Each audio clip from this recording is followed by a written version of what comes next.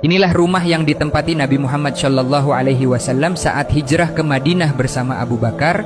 Diperkirakan disinilah Nabi bermalam, sholat, makan, minum, dan beristirahat di rumah ini.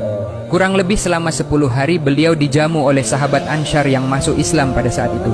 Dan inilah penampakan rumah yang diberkahi ahli surga yang dekat dengan Nabi Muhammad Shallallahu Alaihi Wasallam. Dan rumah ini masih berdiri dengan kokoh sejak 1400 tahun yang lalu sampai sekarang, Masya Allah. Semoga kita semua mendapatkan syafaat dari Nabi Muhammad Shallallahu Alaihi Wasallam. Amin.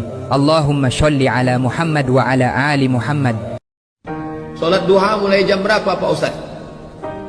Nih waktu duha. Syuruk jam 6. Saat jam 6 syuruk. Syuruk artinya matahari terbit. Ini bumi. Ini bumi, ini permukaan bumi ini. Terbitlah matahari jam 6. Ini matahari naik. Ketika matahari terbit naik, itu tak boleh. Lewatkan sampai setinggi tombak. Ini tombak. Qaidah ramhin sampai setinggi tombak. Lewatkan matahari naik-naik sampai setinggi tombak. Setelah setinggi tombak, barulah boleh sholat. Waktu setinggi tombak ini disebut qarnai syaitan, waktu tanduk setan. Kenapa disebut tanduk setan? Karena waktu matahari itu naik, datang setan. Sampai setinggi tombak, habis itu setan pergi. Ini lambang setan, metal. Nah, sampai dia pergi. Setinggi tombak. Setelah diukur, menurut ilmu astronomi, saat matahari naik sampai setinggi tombak 12 menit. Makanya tadi kita lewatkan sampai 15. Tadi lewat 15, 16 atau 17 lewat. Pokoknya tidak boleh sholat saat matahari setinggi tombak. Ada saya dengar menjelang sholat zuhur sebelum azan waktu yang mustajab. Mohon pencerahan Pak Ustaz.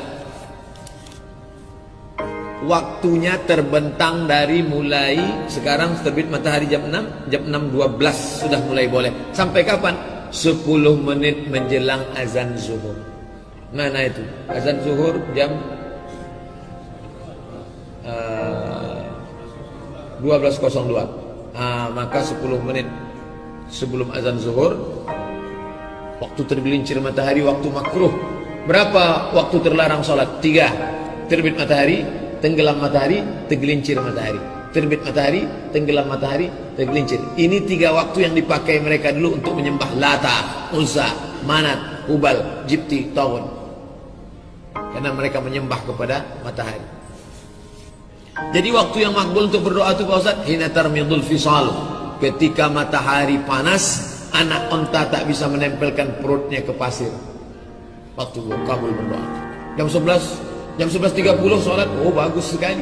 Matahari sedang panas, anak onta tak bisa menempelkan perutnya ke lantai, ada orang yang berdoa. Ada yang lain sibuk dengan bisnisnya, dagangnya, kebunnya, tapi ada orang berdoa pada saat orang tak berdoa. Bagus. Tahlilan misalnya, bedanya NU Muhammadiyah kan cuma harokat ya. NU pakai nasab, Muhammadiyah pakai rofa. Muhammadiyah jadikan isim, NU menjadikan masdar. Halala yuhallilu tahlilan. Pada NU tahlilannya, mayatnya jadi jenazah, masuk sudah ke alam kubur, nasobah, lalu untuk memberikan fatihah dan turunannya dibuka, kemudian menggunakan skema tahlilan. Muhammadiyah cuma pakai rofa. Rofa pas ditarik, ya ayyatuhan nafsul mutmainnah. Makanya Muhammadiyah menggunakan rofa tahlilun, NU menggunakan nasab tahlilan. Dan ternyata Kiai Haji Ahmad Dahlan tuh nggak pernah nyual itu. Nggak pernah nyual. Dan saya telusuri di konfigurasi hukumnya itu, ternyata persoalannya bukan fikihnya. Ada kasus di kalangan masyarakat ingin menyelenggarakan tahlilan, ternyata tak punya materi, sehingga dia harus berhutang kepada tetangganya untuk mewujudkan tahlilan itu. Maka keluarlah pertimbangan, kalau tak punya uang jangan dipaksakan sehingga berhutang. Bukan masalah tahlilannya, cuman memang babnya belum selesai. Kalau memang tak punya uang, kenapa anda tak pinjamnya atau berikan saja? Kan tuntas babnya ya.